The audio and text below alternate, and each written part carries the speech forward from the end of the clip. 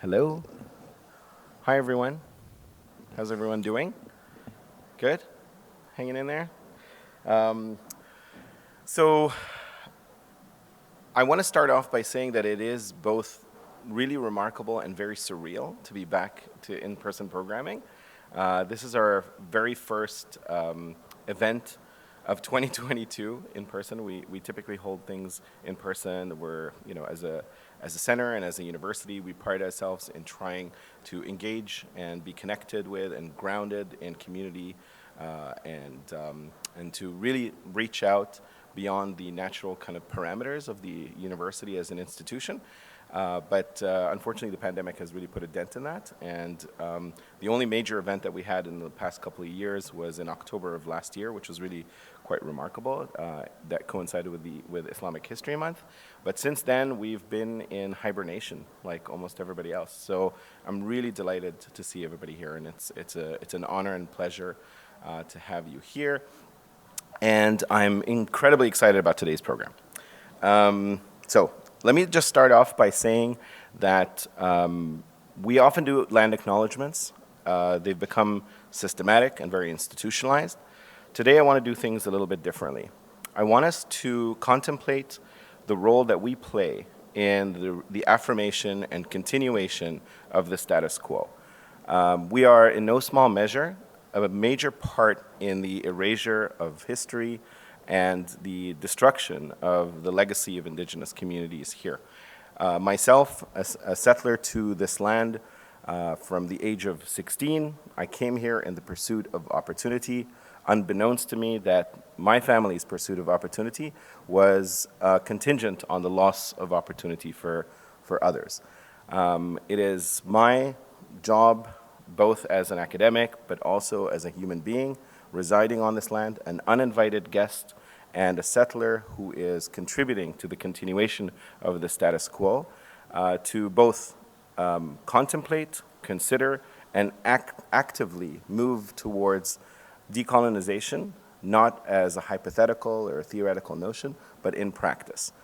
And more importantly, to do so in every forum, every portal, every opportunity, every circumstance, and in every conversation.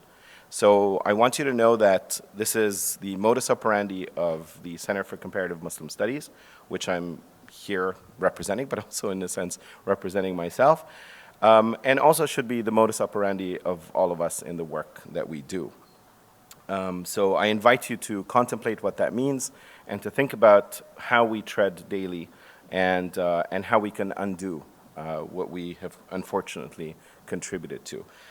It is a pleasure and honor to be on the unceded territories of the Musqueam, Squamish, and Tsleil-Waututh peoples. The Coast Salish peoples have been incredibly embracing of the work, the decolonization work that we do at the Center for Comparative Muslim Studies and in various capacities as a university here at SFU. And so I invite anybody in a position or a capacity, administrative, or with any power whatsoever, to also consider how you can contribute to this process of undoing these traditional and perennial injustices. So, having said that, it is really a tremendous honor to be here with our guest of honor, Dr., Professor, friend, colleague, Ayesha S. Chaudhry, who has been really sort of an instrumental person in the way we think about and contemplate Islamic studies in the contemporary moment in so many different ways. I'd heard about Ayesha, and I'm going to, if you don't mind, I'm just going to drop titles and drop last names. You're just Ayesha. And the book really does that, so it's going to be very difficult to we don't mean to shed all of those credentials that it took you, I know it's blood, sweat, and tears to get to where we're at, but nevertheless, I hope that the candidness will be okay with you. But I've heard of Ayesha long before I moved to British Columbia, and so her reputation precedes her both as an academic, as a public intellectual, as a feminist, as a scholar of Islamic studies, and then now as a biographer, an autobiographer, an autoethnographer in some respects. And I have to say, without hopefully without too much exaggeration or overzealousness in my description, but Ayesha has the tendency of kind of getting people riled up. You know, wherever Ayesha dwells, there's a tendency for people to feel either very staunchly supportive of her or very staunchly in opposition of her. And that's a beautiful thing because, you know, our job as academics is to unsettle the status quo. So Ayesha, I've heard of Ayesha long before I moved here because of the reputation that precedes her. And then when I arrived here and ended up getting to know her and learning more about both her scholarship and her personal journey, I've become not only humbled but also wowed by it. This book that we are celebrating the launch of, The Color of God, was published during the pandemic, which meant that most events, occasions, circumstances, memorials, anything that would have been organized to help us kind of grapple with it, think about it, and to be in conversation with Ayesha on it, had effectively been stunted. So there was a launch. There might have been several. She's done talks all over the place, really. But I suspect this is the first in-person event.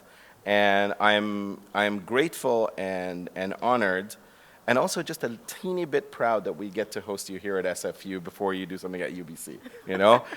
There's no competition there. We're all kind of colleagues, and it's all fantastic, but we're really just delighted to bring you here, especially at the Center for Comparative Muslim Studies.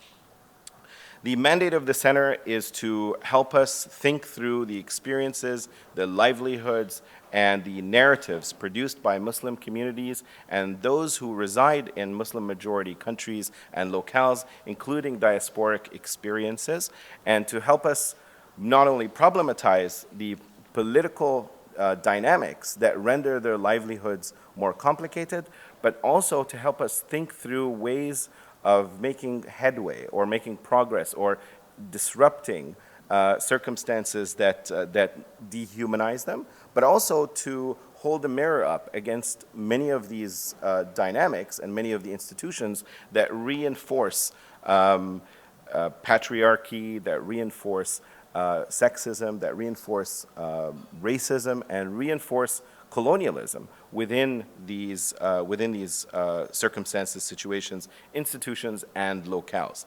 So Ayesha's work fits very, very well and seamlessly. Her work, by that I mean her academic work, which is not in any way apart from her personal work, but nevertheless, her personal journey is very much intertwined with her academic journey, and we'll kind of learn and understand more about that momentarily. Most of you already know who Ayesha is, but in the interest of just taking care of the biographical component, I'm just going to read her bio, which really is extremely abridged, but you can imagine each and every one of those credentials what belies it is a substantial amount of work and contribution. So Ayesha S. Chaudhry is the Canada Research Chair in Religion, Law, and Social Justice and Professor of Islamic Studies and Gender Studies at the University of British Columbia. She's a member of the College of the Royal Society of Canada and a Pierre Elliott Trudeau Fellow. She has held residential fellowship at the Peter Wall Institute for Advanced Study at UBC and the Radcliffe Institute for Advanced Study at Harvard University. She is the author of The Color of God, which we will be discussing today, published with Oneworld, HarperCollins, and HarperCollinsIndia in 2021, and Domestic Violence and the Islamic Tradition, Ethics, Law, and Muslim Discourse on Gender from Oxford University Press in 2014. Dr. Chaudhry's research focuses on Islamic law and theology, and that is a remarkable understatement. So I must say that before I introduce Ayesha to say a few words, she's prepared to talk, and I'll let her do all the talking from here on out. But I wanted you to know that this book is a unique book in every sense of the word. It is very rare to have an academic, a scholar. We spend so much of our work trying to think through and grapple with our methodologies and how we go about examining the world around us, but also in the process examining ourselves. And we are obsessed with these notions of like empiricism and representation and generalizability and authenticity. This is a very, very difficult journey.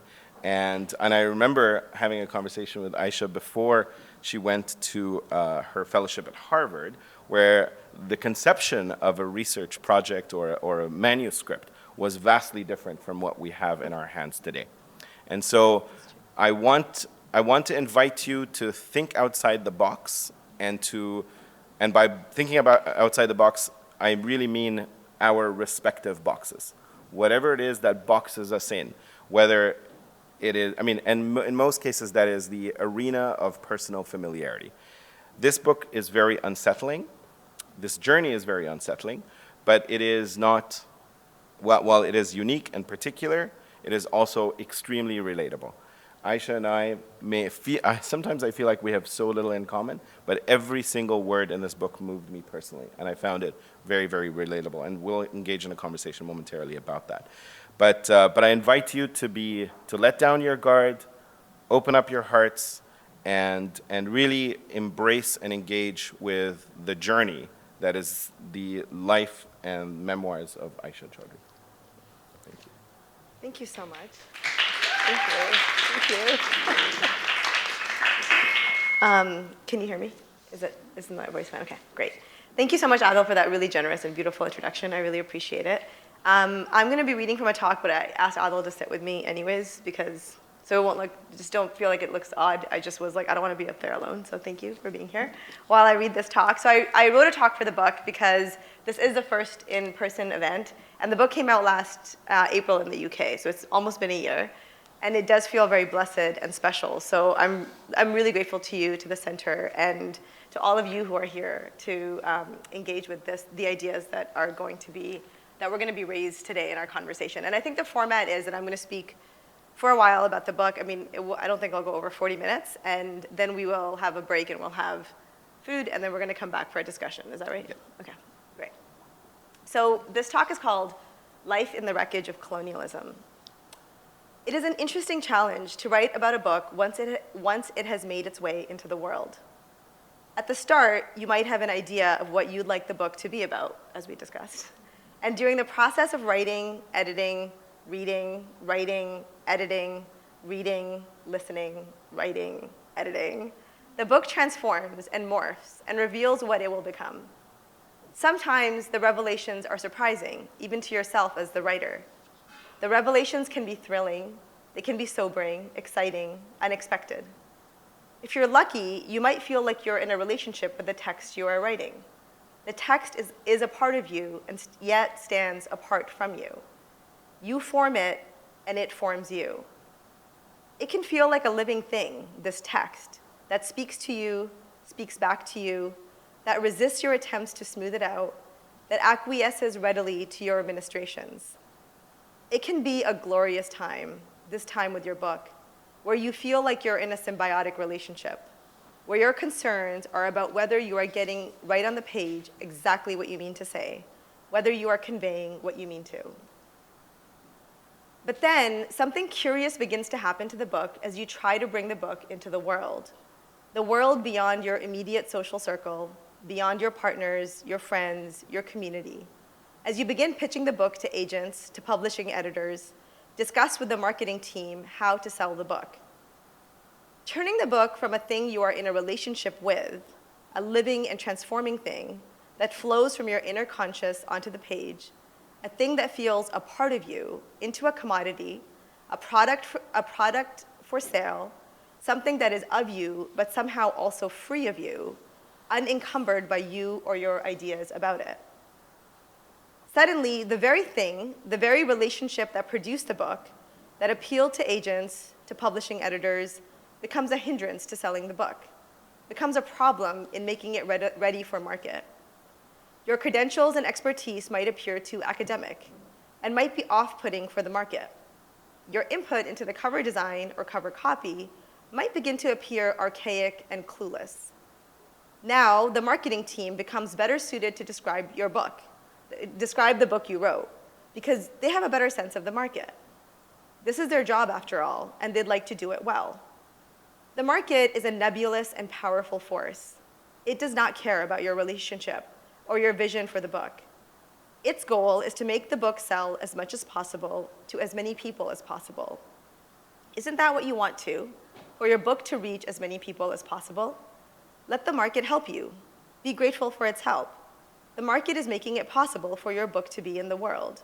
To reach the largest number of people, the market conjures up an audience that is simplistic, easily frightened by big words and complex ideas. This process, from writing a book to publishing it, can feel like a process of alienation. It feels to me very much as how Anna Singh, in her brilliant book, Mushroom at the End of the World, describes a process of alienation in the sale of matsutake mushrooms, a kind of mushroom that is not easily cultivated, and so must be harvested by seasonal workers in the forests of the Pacific Northwest, Japan, China, and Finland. Singh describes in great detail the methods of mushroom picking. Mushroom pickers come from various communities and histories.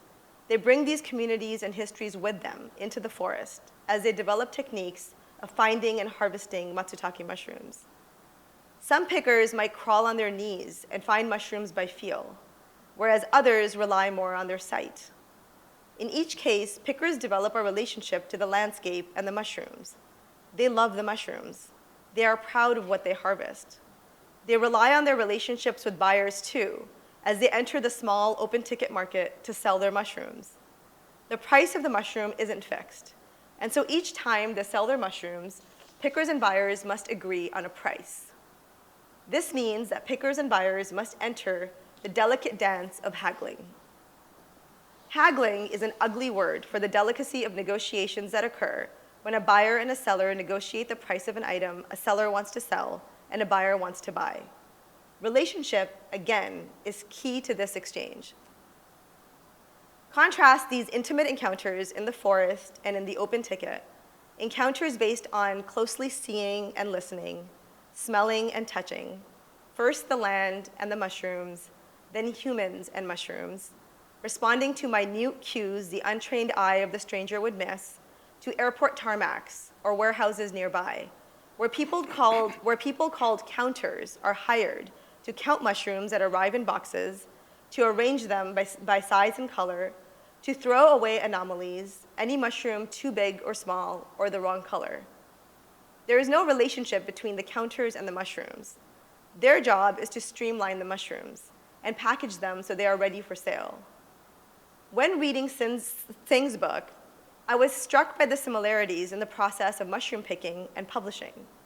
The market demands conformity, and even if a book breaks or disrupts genre and narrative expectations, it must be made to sound like it doesn't to be considered ready for sale. And this feels to me like a metaphor for life in the wreckage of colonialism, which is a world of racialized capitalism, of alienation, of displacement, of a rupture of relationships of all kind, to the earth, to water, to air, to non-human animals, to each other. And this rupture of relationships is necessary to turn things into commodities. It is only when they have become free of relationship that things can be bought and sold, that humans, non-human animals, that land, water, air, time even, can be owned. Singh writes that it is once the mushrooms reach the warehouses and tarmac, once they reach the markets of the larger towns and cities, once they are cut off from everyone that harvested them and those who are in relationship with those people, that, quote, the mushrooms break free, becoming fully alienated creatures of exchange, end quote. This definition of free as fully alienated creatures of exchange is not the freedom we often think of when we talk about being free, but it is the free that is often conjured up by the neoliberal capitalist state, where everything and everyone has a price, where everyone and everything can be bought and sold. It is what is meant by the free in free market. Free for whom? Free from whom? The free in freedom is necessarily maintained through violence. What was the ethos of that Dutch East India Company again? No trade without war, and no war without trade. Jan Cohen, the director of the Dutch East India Company, explained this ethos to his board of directors in 1614, arguing that trade in Asia must be maintained under the protection of their weapons, and their weapons must be paid for from the profits of the trade. Reminds me of a sign I once saw on the way to the airport in Auckland: dangerous goods prohibited. dangerous goods prohibited. Even if it is dangerous, it is still a good because it is free, free of relationship, an exchangeable commodity. It is in the wreckage of this colonialism, of all the East India companies, the Dutch, the British, the Portuguese, that we all find ourselves today. So after the mushrooms have been counted and categorized, packaged and shipped, after the book has been through all these hands and eyes, after one's relationship to the book has been disrupted, it can be jarring to suddenly find oneself asked to speak about the book, to talk about it. What is this book about, and why did I write it? Here too, I'm guided by Singh's book, which I read after publishing my own book, The Color of God, which I'm supposed to be discussing with you today. In her book, Singh shows us how after the matsutake mushroom has become a fully alienated creature of exchange, it can once again enter into relationship. It can build relationships, whether it is by being offered as a prized gift or cooked in a delicious broth for family and friends. The alienation is not eternal. The market's annihilation is not complete. Relationships can emerge in the aftermath of alienation. This explains the subtitle for her book, On the Possibility of Life in Capitalist Ruins. The book, too, despite the intentions and machinations of the market, can enter relationships. It can be gifted. It can be experienced as a gift. It can build new relationships. The writer can find a way to connect with her writing again, albeit this relationship must be forged anew and can never be what it once was. The book no longer belongs to the author alone. Others may lay claim to it. It is no longer, as it never was, the writer's property. Turning scholarship into property, Singh teaches us, is theft, as it falsely claims ownership over what can only be created in the commons. Singh writes, and this is an extended passage, it's a paragraph, and it's, to me, one of the most important paragraphs I've ever read, so please bear with me because I'm going to read it. One of the strangest projects of privatization and commodification in the early 21st century has been the movement to commoditize scholarship. Two versions have been surprisingly powerful. In Europe, administrators demand assessment exercises that reduce the work of scholars to a number, a sum total for a life of intellectual exchange. In the United States and in Canada, scholars are asked to become entrepreneurs, producing ourselves as brands and seeking stardom from the very first days of our studies when we know nothing. Both projects seem to me bizarre and suffocating. By privatizing what is necessarily collaborative work, these projects aim to strangle the life out of scholarship. Professionalization, she writes, is a surveillance technique of privatization. In assessment exercises, intellectual life is a plantation. In assessment exercises, intellectual life is a plantation. In scholarly entrepreneurship, intellectual life is pure theft, the private appropriation of communal products. End quote. This is a rich passage, and there's a lot to unpack here, but I will leave it here for us to return to later if we would like. For now, I'd like to focus on this idea of theft, of something held in common privatized, of something one is in relationship with commodified, and further on the possibility of relationship after commodification, which brings me back to the questions I have spent this talk trying not to answer. What is this book about, and why did I write it? I've been struck by how difficult it has become for me to answer this question in the aftermath of publishing the book. While I was writing the book, I had no trouble talking about it. I felt I had a strong sense of what the book was about, but after its publication last year, despite doing interviews and talks about the book at various book launches, I have struggled with answering these perfectly reasonable questions. For a while, I was focusing on overcoming this unexpected confusion, seeing my unforeseen incoherence as an obstacle to get around, until I finally allowed myself to become curious about it, realizing that the incoherence is important. It is worth paying attention to. And what you've heard so far is how I have come to understand my own astonishment at not having clear, straightforward answers to these questions. My answers to those questions right now, then, having written all of this, is that the book is about life in the wreckage of colonialism. Usually we think of colonialism, of all the East India companies, of partition, of the displacement of people from their homes, of refugees created by war, as these grand historical narratives, these almost cosmological events that were steered more by fate than by any individual or group of individuals. But in a word, colonialism is theft. And the book tries to trace the contours of some small lives that are shaped by and transformed by this theft. It tries to enter the intimate spaces, the relationships we have within our families, with our parents, with our siblings, with ourselves, with our bodies, with what we wear, with how we groom our hair, with how and who we love, with how we think about death, to see how all of these things and more are touched by this theft, cast in its wreckage. It wonders about how we love ourselves and each other in this wreckage. It is about being the inheritors of a double diaspora, of being unsettled by colonialism in our own homelands, and then becoming settlers ourselves in colonized lands, in the homelands of others. This is what you were talking about. It is about our homes being stolen and participating in the theft of the homes of others. It is about the violence that is made necessary by our claims of belonging. It is about entanglement, how we are connected to everyone and everything around us, and the beautiful and ugly truths that our entanglements reveal, that we cannot stand apart from others, that the individual is never an island unto themselves, that our boundaries are porous, and that we are deeply complicit in the injustices that abound around us, that even if we abhor them, we benefit from them. In this way, the book is a study of Puritanism, which is to say a study of sorrow. Puritanism is a worship of the pure. I'm curious about the discourses of Puritanism in formal religious beliefs and practices, in nationalist discourses of citizenship and extremism, in academic disciplines about rigor, and excellence, and even in a mindset that requires neat, discrete categories of good and bad. Puritanism is a desire to eradicate the messy, the complicated, the unruly, for the simple and the clean. It is the worship of an idea over and against the human. It turns our humanity into a pollutant.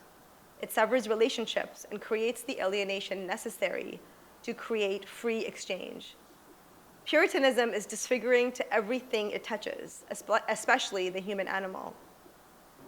The book explores this universal impulse for Puritanism through the lens of Islam. Perhaps nothing resists visions of Puritanism the way grief does, because grief is fundamentally ungovernable. It does not follow a schedule. It cannot be disciplined. It does what it needs to. It is leaky. It is messy. When grief confronts Puritanism, we must either disfigure ourselves to submit to the Puritanism, or we can surrender to our humanity and see that our ideas of the pure are misguided and rooted maybe in self-hate. The book is a resistance to Puritanism in both its form and content, in resisting the idea that ideas can be separated away from the author and their lived experience. Rather, it argues that we can only understand ideas by seeing how they emerge from and serve those who argue for them. In this way, the book is a work of embodied theory. It makes arguments from lived experience. And since I'm still living, I'm still experiencing things, my relationship to myself and to others, to this book, continues to unfold. I'm finding my feelings about various essays in the book being recast as I think of them anew in light of evolving relationships. Take, for example, the essay called Theft, which I will read to you today. I've read this chapter several times this year, but every time I've read it, I've skipped the first section of the chapter, which sets up the theory to come. Instead of the story that prompted the theory, I've only read the theory. This, despite the fact that I am well aware that I wrote the chapter, published it, and even read it for its audiobook version. I've been skipping the first part because it discusses a younger version of my father teaching a younger version of me a lesson about theft. And the way he decides to do it makes me squirm, still squirm today. More so as my father becomes more and more a sweet little boy on account of the late-stage dementia he has recently entered. It is a cruel and complicated disease, Alzheimer's, and it is not without its mercies. In my father's case, it has opened a little window for us into my father's boyhood. Even as he breaks my heart into a million pieces when he looks at me quizzically, with his still brown pupils ringed now with gray-blue irises, signs of the advancing cataract, and asks, "You said you're my wife's daughter, is that true? Or, are you my real daughter? Or, where are your parents from, India?" At other times, he laughs freely, joking with me when I try to get him to do some exercises like apple picking. He reaches over and grabs my hands, laughing, "I'd rather catch the tree." Even as he forgets who he is, He remembers who he was.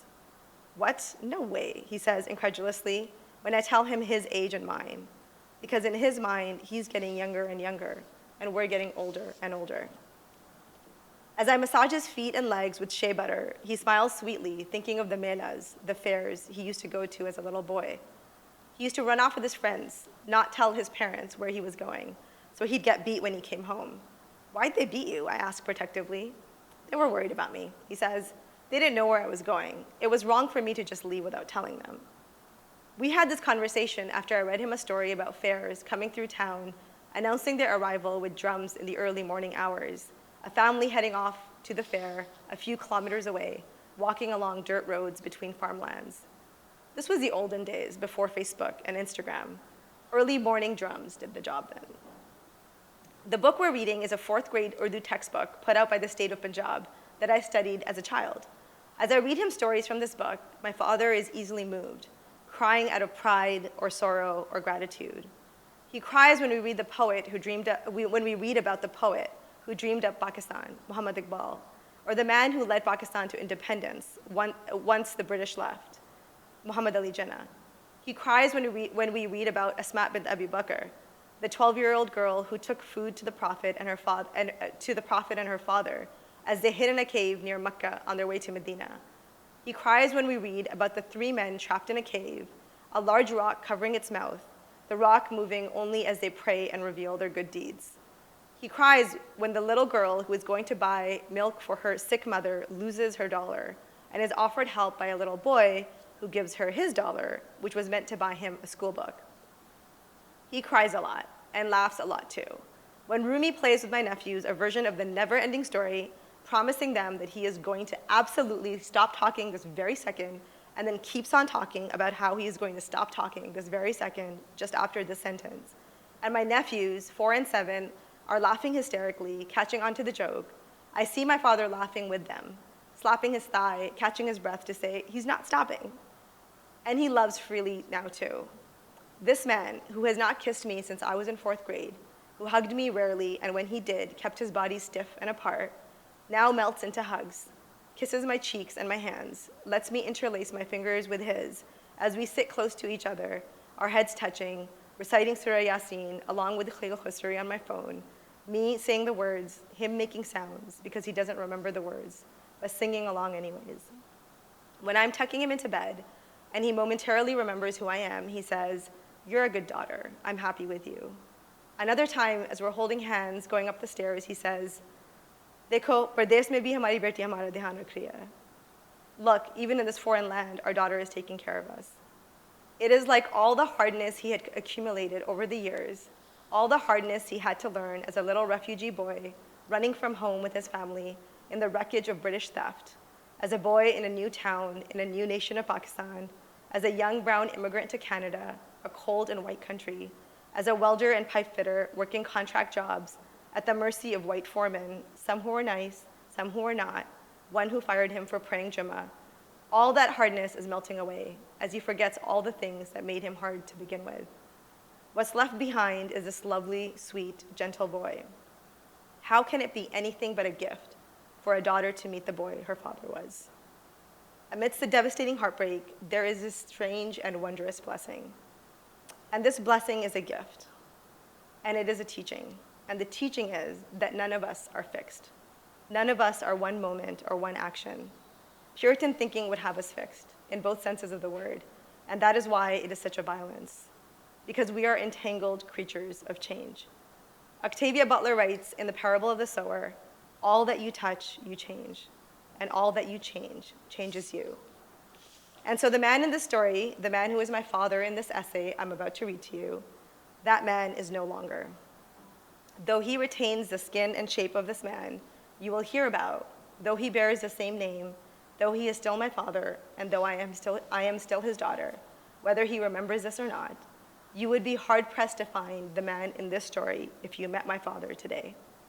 And yet, the younger man made me, formed me, shaped me, and the older man is transforming me with him still. It is precisely because the younger man was who he was that this older man is a mercy. So then I will read the chapter. and I'm going to read the whole chapter. Did that. It's not too long. It's called Theft. When I was little, maybe 4 or 5 years old, I joined my mother on a visit to her friend's house. We didn't grow up wealthy. My mother managed our home, produced and raised 6 children. She did this mostly alone because my father worked long hours and was often at work when we were awake. When I was young, we lived in rental apartments, and whenever we had to move, my parents had to find a new apartment to rent. They would leave us with friends. They would hide the fact that they had so many children. They would hope that the landlord would not ask them how many children they had, so that they wouldn't have to lie. But they lied when necessary. Most landlords would balk at the idea of 3, 4, 5, and eventually 6 children living in a small space. It was difficult to explain to them that we were not spoiled and undisciplined like Gora children. We were South Asian and Muslim and unable to afford living in large houses.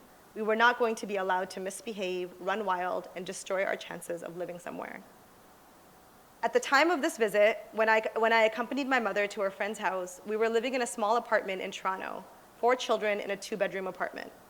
We did not have a lot of furniture. We had a couch for entertaining, a kitchen table and chairs, but we did not have beds.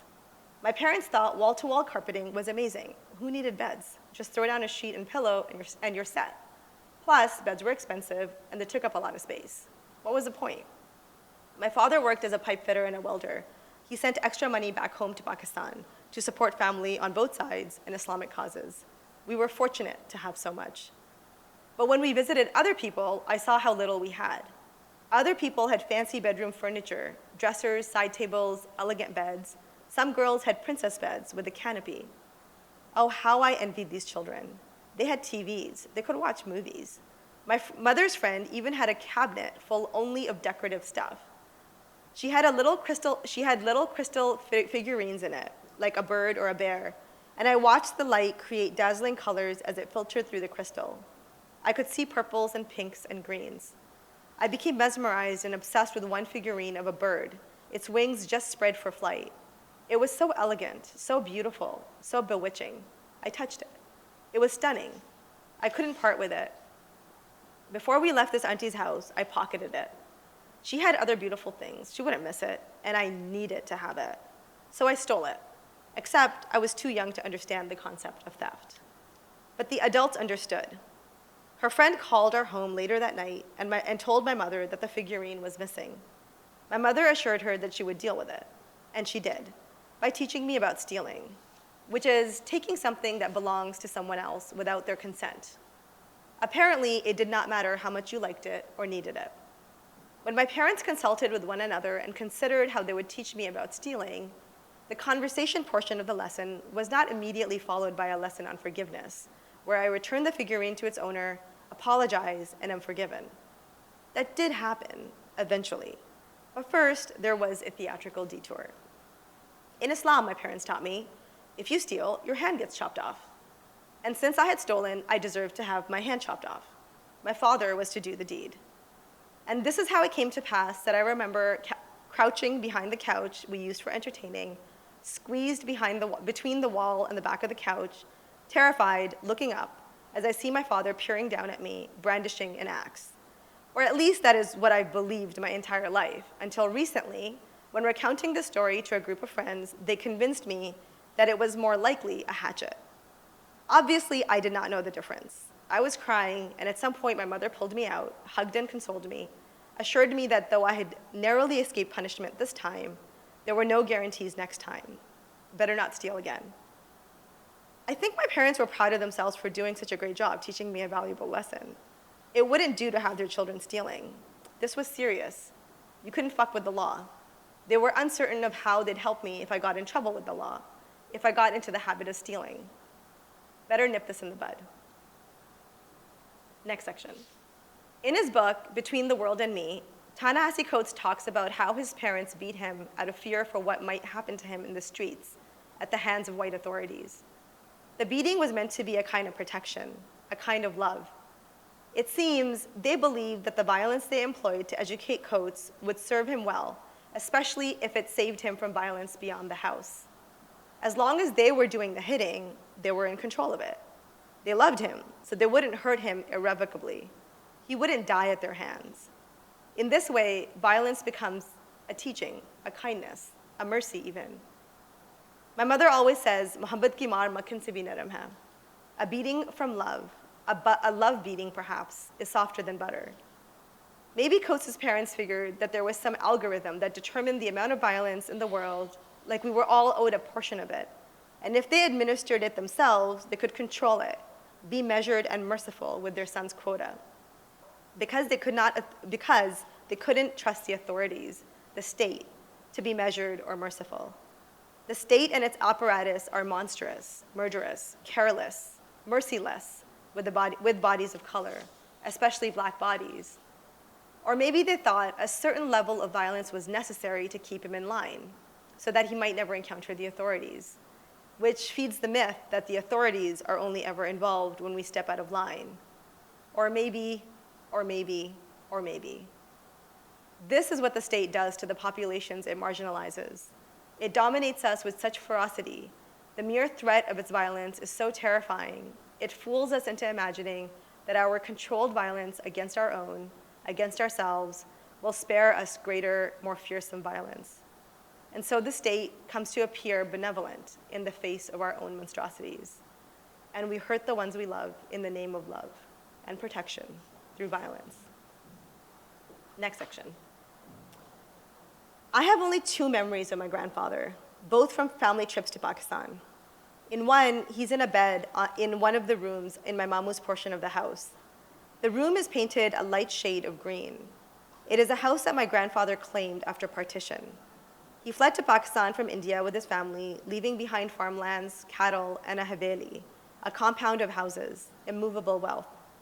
Apparently, the way it worked during partition was that if you survived the massacres in your hometown, escaped the knives of your neighbors, jewelers, butchers, and school teachers, once friends, now turned enemies based on lines drawn by white men over lunches in posh rooms, if you survived the violence along the way on the roads and train stations, stations turned for a little while into battlefields and slaughterhouses, running red with rivers of blood. If you finally made it to the place where you were supposed to be, which was not your home because that had been left behind, but the place where it had been decided by the people who would never be called thieves that you'd have to start your life over, then what you would do is find an empty house, another displaced family's home, and move into it and claim it as your own. Finders keepers, following partition, displacement, and massacre. The house my grandparents settled into is a large home that used to belong to a Pakistani Hindu or Sikh family. We know this because it was abandoned. My grandfather claimed it. Growing up, I heard this was a wealthy family's house, evidenced by the fact that they left behind an entire trunk full of chocolates. Now the house is partitioned in 2, as my grandfather lies weak, ill, and dying, surrounded by his children and grandchildren in a room in a part of the house that 2 of his 7 sons live in. The other half is occupied by another son. The son split the house in 2, and the partition was not amicable. The brothers fought over portions of the house, each feeling cheated out of his fair share.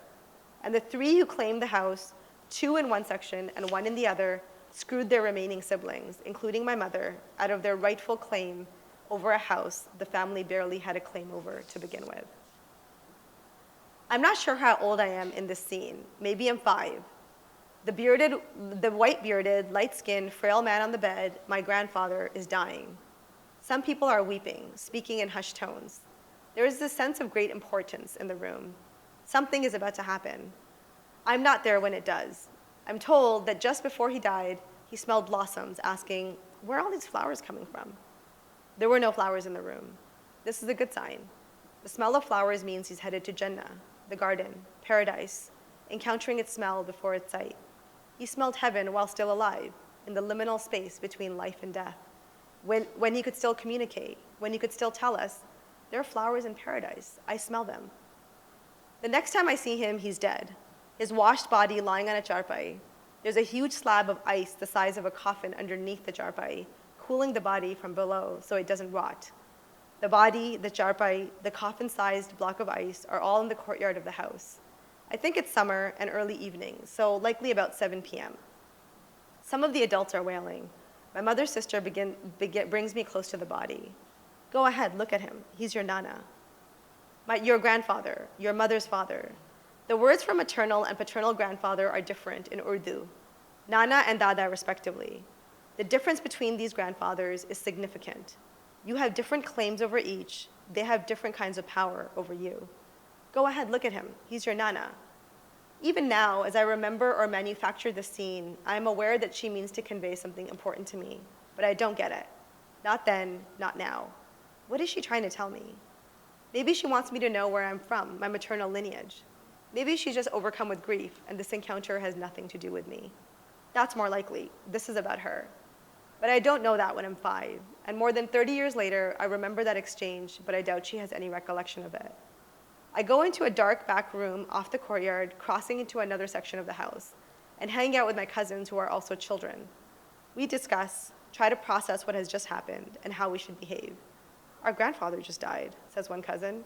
We should be sad, says another. Let's cry, suggests a third. Good idea, we agree. So we try to make ourselves cry, mimicking the adults, forcing feelings of sadness I don't actually feel. After all, I never had a relationship with this man who has just died, this man named Asadur Rahman. Beautiful name when you think about it. Not the Lion of God, but the Lion of the Merciful. A name that holds opposites, that imagines fierceness and mercy together at once. As I think back on this strange memory of being in a dark room that feels like a cave, the walls made of stone and brick, moisture seeping through them so the room feels damp, pretending to be sad, fake crying, at the death of a grandfather I never knew, I wonder, is this the first memory I have of feeling like a fraud? I wonder too, can grief be stolen? What I'm really asking is, can grief be owned? Next section. There is a contested story about the British East India Company involving the thumbs of Bengali weavers. According to oral accounts, the thumbs of Bengali weavers were cut off by the British to prevent them from competing with the East India Company in the textile trade. But a written account by a colonist himself states that the East India Company's labor practices were so horrific that Bengali weavers cut off their own thumbs rather than allow their labor to be stolen by the British. Where does the truth of the missing thumbs lie? In the oral history of indigenous peoples or the written history of colonizers? Memories too, it turns out, can be stolen. Final section. In the episode with the hatchet, I was never physically hurt. The mere threat of violence was enough to put the fear of God in me. The fear of God can be more merciful than the fear of the state. God can be shaped and reshaped by us, but we are helpless before the state. And it worked. I learned the lesson I was supposed to, that people and things can be owned, that some people own more things than others, that ownership is virtuous, and even more, it is a protected right. Taking something that someone else claims ownership over is called theft. It does not matter how little you have, or how much they have, or how they came by what they have. Taking it is a crime and a sin. The crime is both moral and legal. Laws, religious and secular, punish the thief. The punishment is often physical, whether it involves cutting off a hand or confining you to a cage, stealing years from your life. I learned this lesson living on stolen land stolen by Europeans from the indigenous peoples whom they mistook as Indians and then called Indians anyways, stealing their identities, their names, their land, their kin, their children, their language, teaching us that what is not owned can still be stolen. So the lesson I learned was this: the powerless have only a merciful God to rely upon, whereas the powerful can rely on the mercy of the state.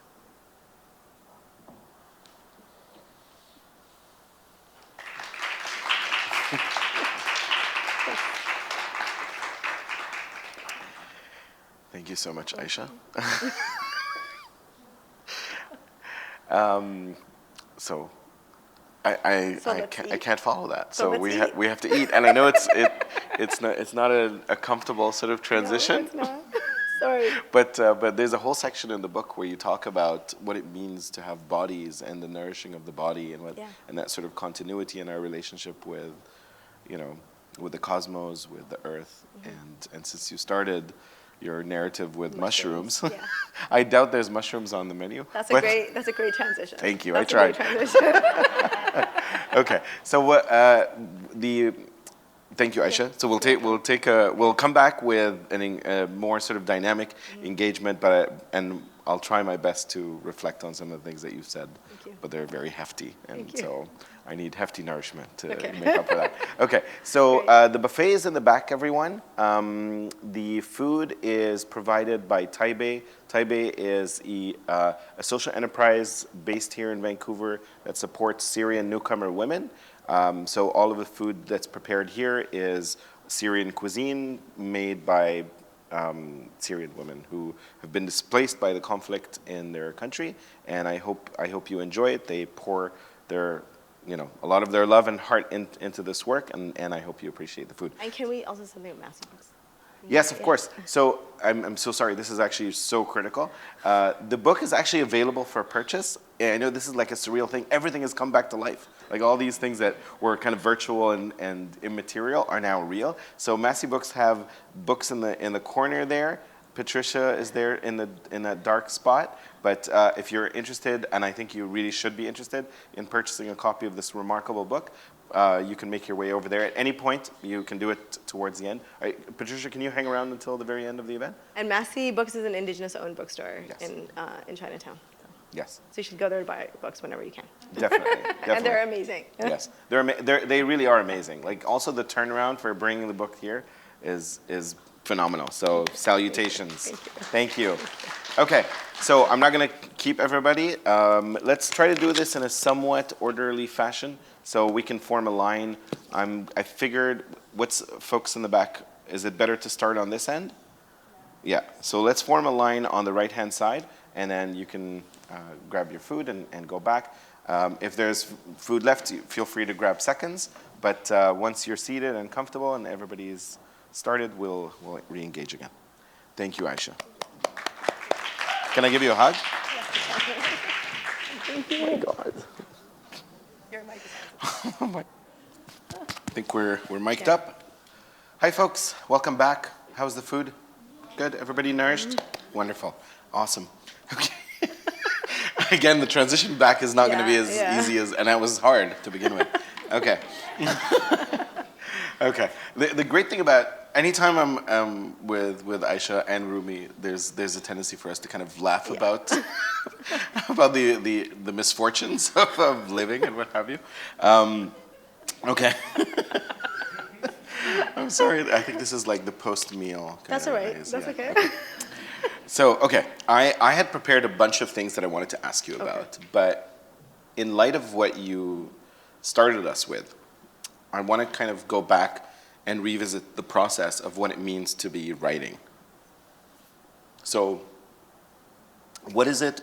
I mean, obviously, we think about genres, we think about styles, we think about writing as performance, we think about writing as catharsis and what it means to you to be doing the work that you do. But what I'm beginning to discover as I hear you, and I'm now kind of beginning to process how much closer I am to the journey of the book than I anticipated. Right. So I've heard you sort of recite, this is kind of letting you in on some of the, but I recall Ayesha reading certain kind of excerpts from the book long before the manuscript was submitted to a publisher. In fact, even before a publisher was identified. And so to hear various, not only iterations, but to see you sort of narrate your story and your life in the way that you do, I cannot help but think that there are points where once the work is complete and it's out in this world, as you said, there is almost like an attempt to kind of terminate that relationship and start a new relationship. So even the way that you prefaced it, it was almost like you produced new narrative about an existing narrative. Yeah. And so is this pressure about constant change? Are you constantly changing, or is that the case with all of your writing and all of your compositional work? Are you constantly moving beyond the works that you've done? How easy and difficult is it for you to not only revisit them, but to kind of meditate over them, or once the work is done. Because, I mean, I looked at your acknowledgement page, and it seemed to me like you've read a lot of excerpts of the book to so many different people, Right. by way of meditation, contemplation, sharing, as you describe here, this idea of building community through work. But is that it? Like, and I know that you've anchored it in the discussion around neoliberal, capitalist, consumerism, and the colonial legacies that have made publishing what it is. But what is it about the personal journey? Right. And what is that endpoint? Or are these like endpoints? Right. Are you always going to write preambles to the book every time you think about it? Yeah. And are you constantly going to have to kind of contemplate epilogues? Right. Like new closures Right. for the book every Right. time you revisit it? That's such a good question.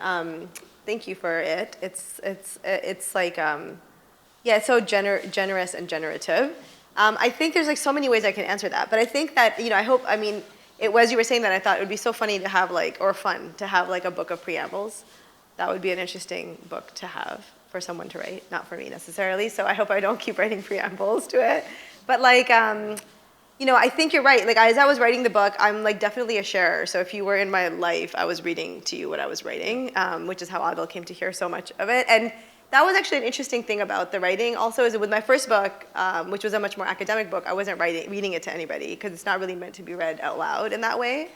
And I do think that's a little trick actually for writing beautifully, is to write it to read it to people, and to like read it out loud to people you care about who may or may not be academics, and then to sort of watch how they react to different sentences or different portions, and to be like, you learn so much in that process as you're doing that, like what's landing, what's not landing, what comes out sounding, like what sounds like what you mean to say, and when do people understand things you don't mean to say at all. Like, it's actually really a great process. So I am grateful to all my friends who like patiently at dinner tables like were like, can I read you something? And we're like, yes.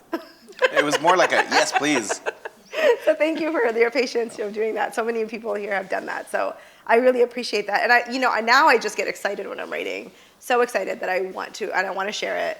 But because I learned so much from the sharing. Like, it's basically like being in a relationship and seeing it reflected back to you. So I think that's been a really important part of the process. And I definitely think I'm like, my relationship to the book keeps on changing, right? So this was like, even this talk, like actually I read it to a friend of mine, the first half of it, when I read the mushroom part all the way we get to Singh, like the quote from Singh about the commoditization of scholarship. And I read it to him and he was like, he loved it, but he wanted like more feeling in it. And then he asked me, is there like, how do you relate to some chapters of the book now? Like, can you, like he wanted me to embody the thing that I was saying. So he was like, are there chapters in your book that you sort of struggle with, or that puzzle you? And at first I was like, no, they're not chapters in my book that I'm puzzled by, because I wrote the book. Like, I was just like annoyed by the question, but then I was like was like sitting with the question, even though it made me uncomfortable, and it made me have this strong reaction initially. And then I was like, oh, totally. Like, this theft chapter, for example, I just keep not reading the beginning part of it, and suddenly it allowed me to meditate on that. And then, but before I got there, while I was still like in limbo, I had tea with Iman, and I was talking to her about the talk that I was giving and how I'd written half of it, and I knew I had a sense of where I wanted to go, but I didn't know how to get there. And then then she said that she was coming today, and I was like, oh, then I'll just like imagine her as my audience, and I'll just like be like, what do I want to tell her about this next part? And that allowed the second part. So even the talk like is constantly in relationship. And I was of course reading it to Rumi. Like, he's heard it more than 3-4 times. So like I've read it like to him many times. So that's sort of how I think now. And but I also think that that's how we all think. Like, we're all in community, and we're always, the things that we're experiencing, the relationships we're in, are always forming what we're writing. And we can just be more or less conscientious of it if we want to be. I don't know if that answers your question. No, absolutely, okay. Absolutely. And I'm sorry that it sounded like I didn't want to make it sound like writing preambles is a tired thing. No, it's just that we're constantly it could be contemplating, really neat. Yeah, the process, and then rethinking what that sort of organic, entity that you generated, Yeah. how it's situated in a new temporality and a It new could be so. spatiality. No, I and a really new meant that about the book experience. too. It could Yeah. be like if Claudia Rankine wrote a book about preambles for like Yeah. Citizen, like I would be so interested in that. So Yes, so I definitely. don't think I think it's a good idea. Have you had the book, any excerpts of the book read back to you? No, I don't. Have you heard anybody else read it? I don't have. I don't think so. Okay. I'm looking. Okay, you're gonna do it. Yes. Okay. So, and the reason so can I? I'm just going to be very frank about go this, for right? it. So I mean, we are being recorded, so Yeah, that's fine. So I grew up in a household where both my parents were physicians, and the way they dealt with published works is like there are two camps. There's textbooks. The textbooks, you can scribble all over them, line them up. You're taking notes. You want to memorize things. You're going to go in. You need to know what drug to administer in what circumstance. They're very methodical about it. But literary works or works of beautifully written kind of manuscripts, those the pen or pencil cannot touch. Okay. I have to tell you, I struggled with your book because I wanted to underline everything and I wanted to memorize everything. And so what I did was I cheated. I got a pencil, and as you can see here, I'm revealing it to her. I literally that's underlined amazing. the majority of the book. I'm like, this is a beautiful quote. Every quote, Thank you. everything was quotable. Thank you. And as a media scholar, like we're so obsessed with how problematic sound bites are. Mm-hmm. This is a book that goes beyond sound biting and really gives us an incredible richness of content, of experience. It is a very, it's a book that one could touch and can be touched by. Mm-hmm. And so it's very difficult for me to pick a quote to read. But now I want to read you a section. Okay. And I want you to kind of reflect on It's it. from the chapter called. This is education. Okay. And every chapter name is so emblematic and so reflective of the stories within it. Every chapter is an incredible journey. I feel, even though I know you and I know your partner and colleague Rumi, I feel like I know every member of your family very closely, very intimately. I feel like I can sit down with your mother and your siblings, and it's a very intriguing kind of encounter for a reader. But I want to read you this excerpt, and honestly, I could have picked any section, Okay. but Let's hear it. hopefully you're okay with that. So this is from Education. It starts with uff, okay? Uff. And anybody who knows Arabic or Urdu or Farsi, the term uff is like an expression of exacerbation and frustration and almost like a lament about one's incapacitation. Uff. I'm struggling to tell the story of my family and the cult. I need to tell it because it is part of my story. It explains so much of who I am. But I resent telling the story because it is too perfect. It gets too much attention. It is titillating and exciting. Some of my white friends love this story. I've been asked to tell it at dinner parties, and I've used it to sing for my supper, offered it as a course to be consumed. But over the years, I found myself telling the story less and less. Even though the story forms me to my core, I hate that it also fulfills stereotypes of Muslims in our particular political moment. And though this experience is an essential part of my personal story, it is marginal, exceptional among Muslims. It doesn't represent mainstream Islam or Muslims. Cults, by definition, are not mainstream. But in other ways, this is a universal story, a story about belonging and alienation, about finding community and meaning in the construction of a life. This story gives me strength, but it is also a source of weakness. It gives me credibility, but it also gets me the sort of attention I'd rather not attract. The attention of racist people who do not think of themselves as racist at all, and think of me as too courageous, too brave for becoming the person I have become. I'm not looking for admiration. I do not care for this kind of attention. I ask you, dear reader, to please avoid simplistic, exotic, dehumanized conclusions from this story. Try to find yourself in it. Look harder. You are here. It's pretty good. Yeah. And the reason why I read this is because you get to hear what obviously your voice doesn't sound like my voice, but this is one of those few instances where you actually address the readers, where you turn around and say, I'm cognizant of how I'm being read and contemplated, and I need to send a message to the reader and just say, hey, wait a second. This is where I want to not be situated. Tell me a little bit about, you talk about how we're all complicated. Everybody's complicated. And humans are leaky, and I love that expression, right? Edward Said talks about human beings being untidy.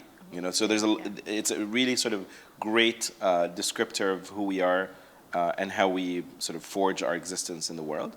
But talk to me a little bit about the acrobatics of trying to not have the work that you're doing here be pigeonholed by so many different camps, whether they be the Islamophobic camps or the sort of puritanical, the puritanical here, the puritanical there, the anti-puritanical puritanicals on all fronts. Yeah. Talk to me about what that means. Was it crippling? Was it easy to navigate? How much thought went into your word selection, your expressions? Are there certain things that you simply could not reveal for fear that it might, I'm not asking you to reveal those, but like that, the world or readers are not ready to contemplate this? I think that, yes.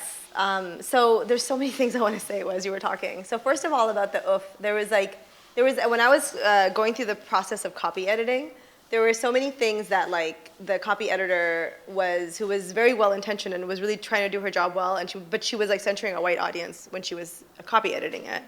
That she would give me this feedback and I would kind of like not want to take it. So some of the times I didn't take it. This was one of the instances I didn't take it because she was like, just took out oof because she's like, nobody knows what that means. And I'm like, no, actually a lot of people know what that means.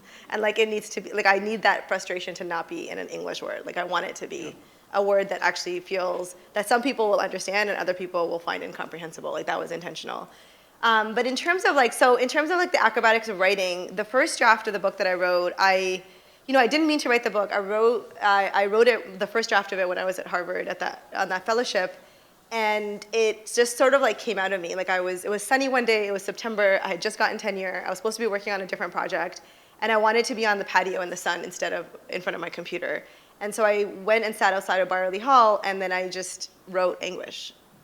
I was supposed to be taking notes on another essay, and then on another essay I was supposed to write. And I just wrote English, and I just kind of felt like it came through me, and I wrote it by hand with a pen and paper. And I called Rumi, who was at Stanford at the time, and I said, I've written something, I don't know what it is, can I read it to you? And he was like, I'm walking, so that's perfect.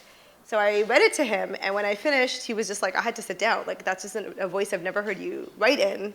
Like, just keep going. And so I kept going, but I wrote like 5.5 notebooks by pen. And this is I wrote 5 notebooks by pen, and this is one and a half of those notebooks, The Color of God. So I've not transcribed actually the other ones yet. So I still have those to be written, or I don't know what'll come of them. So in the first draft, I didn't know what it was, and so I didn't edit myself at all. Like I just wrote freely. And I was, so I just didn't I wasn't worried about Islam. I wasn't worried about any of the camps because I was like, what am I trying to write? Like I'm trying to get to what I want to say. And I would sit down to write about one thing and then I would write about something else. And I was always like amazed about what I would end up writing about. But then when I was editing it, and I edited it for 4 years at least, 4 or 5 years, 4.5 years. And when I was editing it, that's when I was like thinking about all the camps. And so this was like a real challenge because I think like a lot of us are taught to write to a critical audience. I mean, there's some professors who tell their students to write to an audience that is hostile, stupid and lazy or something like that. Like it's just like they just make you imagine like they're like connect all the dots and make sure I understand the argument, etc. So I was just like, I don't want to do that. And with my first book, I had totally done that. And you can notice that in many ways in that book, including the amount of footnotes I have, because I just expect the reader to constantly be disagreeing with me and challenging my authority. And so this time when I was writing it, I was like, well, I want to write to a loving, trusting, and intelligent audience. I want to write to someone who I can trust to think deeply with me, but who can trust me to go on like a wild journey, because I do kind of go on these wild rides in order to get to where I'm getting to. And so I wanted to write to someone I could trust and who trusted me. So that meant that all of these other camp voices that I was thinking about always, like the hostile audiences on every side, I was trying to keep them at bay in a way, so not center them.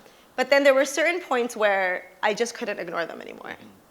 And then this was one of those points where I was just like, I just have to talk to this audience. You know, like I have to just like speak to them and just explain, like, I have to ask them to do certain things actually, and to not pigeonhole it, not to exoticize it or dehumanize the story, or just be like, oh my gosh, why do you do that in your culture? Like, or, you know, whatever question that might come up. And then in doing that, I also felt like, I mean, one of the responses that I've gotten from my Muslim readers from around the world is like that they're saying they felt so protected by that. Like they kind of felt like they also felt shielded by that. They were like, oh, like kind of relieved that I had done that. And in fact, like there are some people who've written me emails. There's one person from the UK, he wrote me this email like where he just like quoted like the top 10 lines of the book that he loved. And one of them was that. It was like, oh, period. So it's like, yeah, that is one of my favorite lines in the book too. So. I'm sure he's got a lot of underlining in his book too. Yeah. So that sort of, so yeah, so there, and it's hard to write about, it's hard to write about Muslims and Muslim women and Muslim experiences, honestly, when you're living in a world where you feel like Muslims are under siege, and the conversation externally can be so hostile, and internally is always like, what you're talking about is not important. Like, we have bigger problems to deal with. But you're just like, no, but these are my problems. Like, I want to talk about them. I feel like it's important to talk about. And you don't want them to be misused, but at the same time, you are insisting on a space to be able to talk about them. So, for anyone who's interested. Thank you, Ayesha. You're welcome. So I can't not talk about what we're going to call them bookends, but it's book beginning and book ends, right? Yeah. So the way the book is organized is such that there are 3 parts. The first part is a single essay. I'm going to call it an essay. It's a chapter, but they're more like essays. Yeah. So the first part is a single essay. The third part and last part is also a single essay. And the middle part, or part 2, is 1, 2, 3, 4, 5, 6, 7, 8, 9, 10, 11, 12, 13 parts. Organizationally, it is set up literally with bookends. And there is a continuity, there's a relationship between the beginning and the end of this manuscript. But that's not to say that the entire manuscript doesn't grapple with and contemplate and discuss those bookends. So the part 1 is anguish, and part 3 is please water me. And I have to say, reading part 3, I mean, it was waterworks for me. I was watering, and it was very difficult to read, to be honest. But talk to us about what those 2 sections mean. I don't want to give too much from the story, but it is the story of the name of the book, and about your journey with sorrow and grief, loss, mortality, and reimagining and contemplating who you are between those 2 ends. So the book is called The Color of God, and it's from a verse in the Quran that says, Sibghat Allah wa man ahsanu min Allahi sibgha. The color of God, and what is more beautiful than the color of God. And Sibghat Allah was the name of my nephew. And when he was 4.5, his heart stopped and he passed away. So, and we did it, it was sudden, it was unexpected. And I was like 23 or something when it happened. I was quite young. And so it was a very shocking experience for my family, and it was devastating, and it caused a crisis of faith for me, because I had been until then raised with this very puritanical understanding of Islam and the world, and the world very much was in black and white, and it made it was simplistic, so it made a lot of sense, actually. Simplistic things do. And so I had all these like clear answers about like what the meaning of life is, what we're supposed to do, what makes a person good, what happens after you die. And then suddenly when he passed away, I realized that those answers didn't feel sturdy to me anymore. It didn't feel like answers I could rely upon anymore. And so it led me to like a deep crisis of faith, and it made me like question everything about the way that I was raised, and why did I believe the things that I believed. And so in a way the book is sort of like in a circle because it begins and ends at the same place. But then in the middle is like this journey of like going back and reevaluating the basic assumptions that I was raised with, but doing that from this place of being a scholar of Islam who's been thinking about these ideas intellectually, but also, and also practicing them. So like in this embodied way, trying to sort through like what do I think makes a person good, and what is a good life, and what is the meaning of it, and what does happen after you die, and what does it mean to belong to a religious community, and why, like, is that important, and why is that important? So all of those questions are part of what I'm sort of struggling with in the book. I will say also, this is links up to the last question you asked me too, is that just before the book was published, I pulled 4 chapters from the book. So like it had 4 extra chapters, and my editor she was just like, called me and she was like, I just feel like I'm being tricked because most authors like are so precious with every word, like they don't want to take out anything, and now you're like pulling in 4 chapters. And I just felt like, but I felt like they just weren't ready for the world. Like I hadn't written them in the way that they would make the arguments I wanted them to make, or they weren't making the arguments that I wanted them to make yet. But I wasn't ready for them in the world. I didn't think they were ready to be in the world. So I didn't share everything in the book, but I was really careful, and another thing that's related to that is, I think as women of color, like often we're made to feel like our stories, like they're kind of mined or extracted from us in order to justify or explain our right to be in a particular place. But then those same stories are used to marginalize us and make our concerns niche. And I was very like cognizant of that. So I never tell a story in the book. Like no story is told for the sake of telling a story. Like every story is making an argument. And the bookends, like the beginning and the ending in a way, are doing, I think, a theology of death there. So it is always very difficult to be talking to a scholar about their personal writing. Actually, I don't know if I've had conversations of this sort before. So this is new turf that I'm treading for myself. Mm-hmm. But I'm curious, how has this is a 2-part question. Mm-hmm. How has the passing of Sabghatullah and the color of God, or have they impacted your scholarship? Is there, if we were to look at your oeuvre, if you will, and kind of look at your work in its entirety, is the journey also reflected in your work? Right. Your research, your publication, your intellectual kind of journey. Not that this is non-intellectual, of course, but how is it reflected, if at all? Right. And then, if so, what are the repercussions of any transformation that may have transpired? That's such a good question, and I don't know if I'm going to have, like, I'm sort of like just thinking of it for the first time now, so I'll answer it like only partially. But I feel like, I think like in a moment like that actually does transform you, like, and it's like, it's not like one moment just it's like sort of the moment keeps happening. Like there's this book called Beholding that was written, Ross Gay wrote this book, it's beautiful, and he has this line in it that says, nothing only happens when it happens. And I think it's like a really profound line, and it's like something that I hold, like that I've thought about many times since I read it. Nothing only happens when it happens. And so, so this did not only happen when it happened, it keeps on happening, and then it's ever transforming because it's ever happening. And so I think, one of the things that made me understand is that the world is incoherent, actually. And all of our attempts to systemize it and make sense of it are just lies. Right? I mean, not like necessarily like lies made of like sometimes they are malicious lies, but also just like they're just lies of trying to have control in a world that we don't actually have any control over.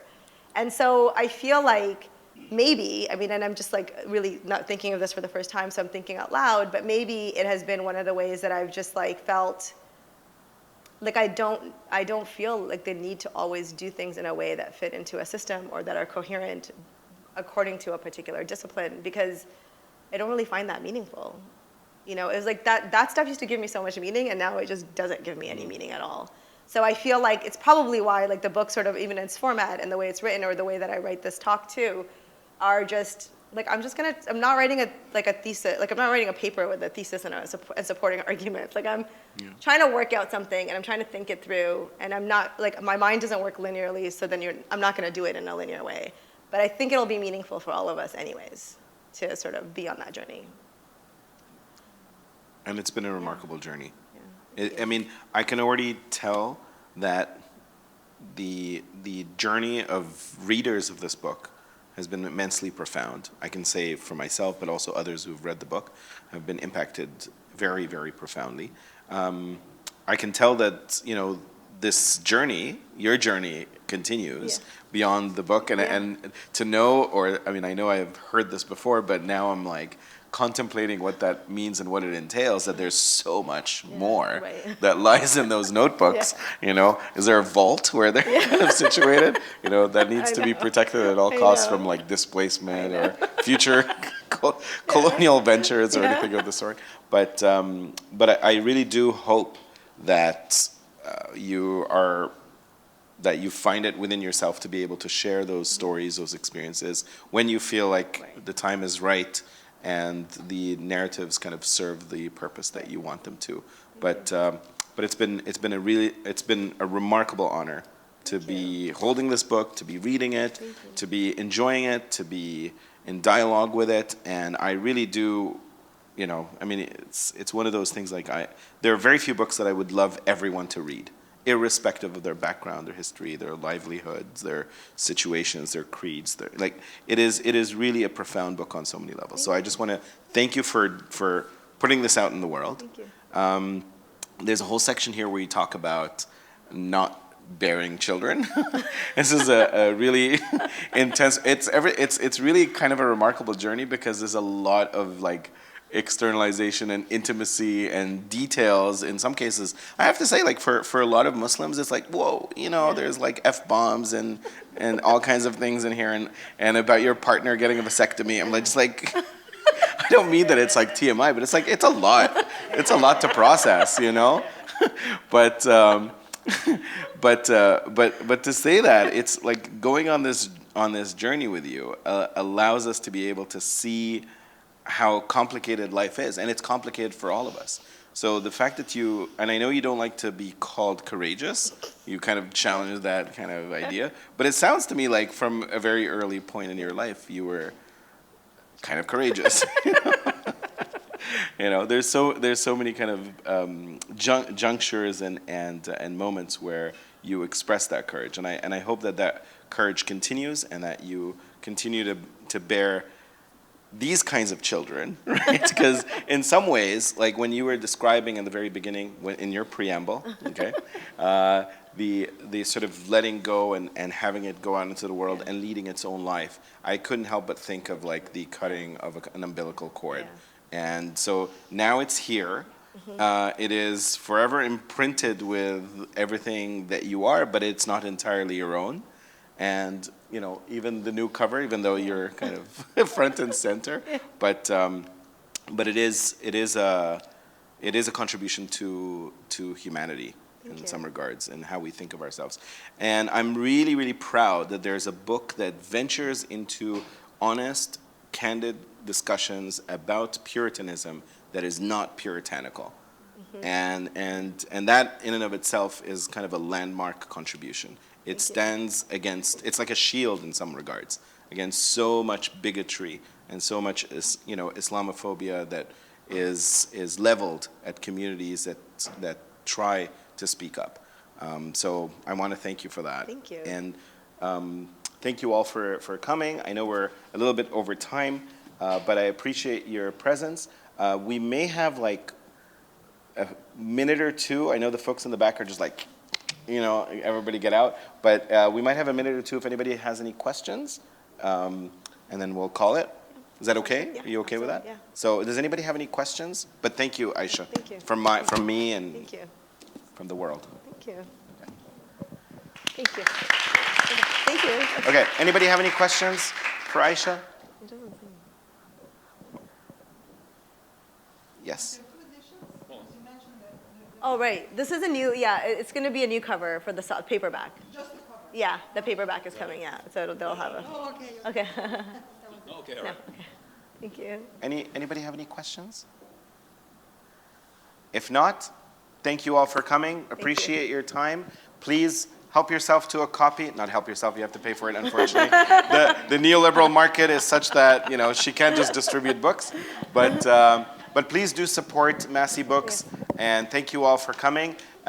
Continue to follow the Center for Comparative Muslim Studies. We have a lot of programming coming up. We will have iftars, in-person iftars, during the month of Ramadan for 3 consecutive weeks in all 3 of SFU's campuses. Whoa, So please join us. That's amazing. Yeah, it's a pretty amazing stuff. Thank you. Thank you. Thank you. Thank you. Thank you.